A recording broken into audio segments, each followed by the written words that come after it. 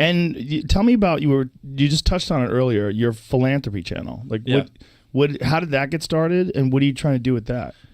Yes. If you want to pull that up. So basically, I don't know. I enjoy helping people. It's fun for me. It's kind of like, I don't know. Like I don't know how to put it into words, but I enjoy doing good, and so you're a good person. Yeah, but so I wanted to figure out, like, I have this ability to go viral and get views, and so I wanted to figure out how to leverage it to, like, basically build a charity on the back. So this is Beast Philanthropy. 100% of all the revenue on this channel goes towards our food pantry that we started. So we basically started our own nonprofit, and so I make these videos. I do brand deals. We sell merch and stuff like that in the ad revenue, and we use that money to buy food so we can feed people. And you say food pantry, like there's a sign, so that's a physical location? Yeah, so we have our own warehouse. Can you hover over a different video to see? And how does it work? Like people could just go there and get food? No. So basically, so this is where I'll have to. We're in North Carolina. There's actually not a lot of big cities, a lot of little cities. So we actually have, like, in our city, we have the 14th largest hospital in America, even though we're like a tiny city, because there's a bunch of small communities around. It makes sense to have people come from these little communities to a big hospital instead of building a bunch of little ones. And so we kind of did the same model with our food pantry, where instead of supporting a big city, which most big cities already have food pantries there, there's all these little communities that weren't big enough where people would actually give a fuck or help them, because it just doesn't make sense, a couple thousand people or whatever. So we built a big food pantry in a central location, and we're more of a logistics company. We'll take pick a certain community like Grimesland. Like every Saturday we'll load up food, we'll go there, and then the people in need, we'll do a food drive and basically give them 3 different boxes of food, a box of dairy products, pantry, and vegetables, and then we come back 2 weeks later and give them food. So basically they can just live off the food we supply them. And we do that to a bunch of little communities. And we just crossed 1 year of operation, and we were able to give away over 1 million meals in our first year. That's fantastic. Oh yeah, so in those boxes, this one was a special episode. Someone gave us 50,000 cookies. Go back, though, so where the boxes were. Back one more. Yeah, right there. So that's what we give to everyone that comes to the food drive, completely for free. We've never charged the fucking person a dime for food.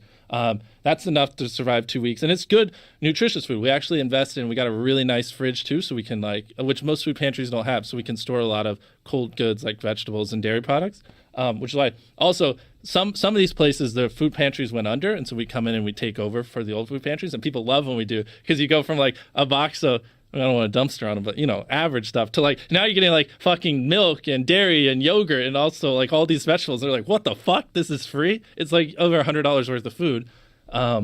And so, yeah, it's been great. That's awesome. So how does this work? Like if someone wants to go to the food pantry to get food, you don't go to the food pantry. We do distributions where we go to places in low income places and do distributions. And so you would just come to the distribution and you just sit in your car, pop your trunk, we put food in, you drive off. So you just set up a shop, a stand on the side of the, like this here? No. So they're scheduled. The communities are notified beforehand. Was that line a bunch of people waiting for food? Yeah, this was a special one we did for Thanksgiving where we gave away 10,000 turkeys for free.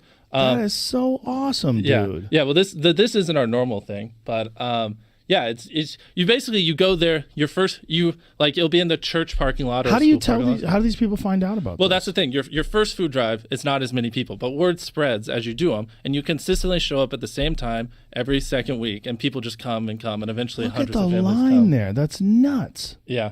This one, because it was a bigger thing, we actually bought ads and spread it out and stuff like that. You got people in turkey outfits. Yeah. That's a turkey holocaust right there. Look at all those dead turkeys. I know. Hey, I mean, people ate. Yeah, it's amazing. It's very cool that you did this. It's very cool, and you see these people where you even made a turkey. Yeah. These people that are waiting in line for these turkeys. But this isn't our normal thing. So it's, like I said, it's the distributions we do with the other food. So it's essentially I want to grow this channel really big, get it where, it's pulling millions of dollars a month in revenue, and do tons of brand deals and stuff like that, and then just basically use that money to buy food and feed as many people as we can. That's so cool. I love it, man. I just love that you do that. And that turkey thing, when you're out there, how long does that take to get turkeys to that many people?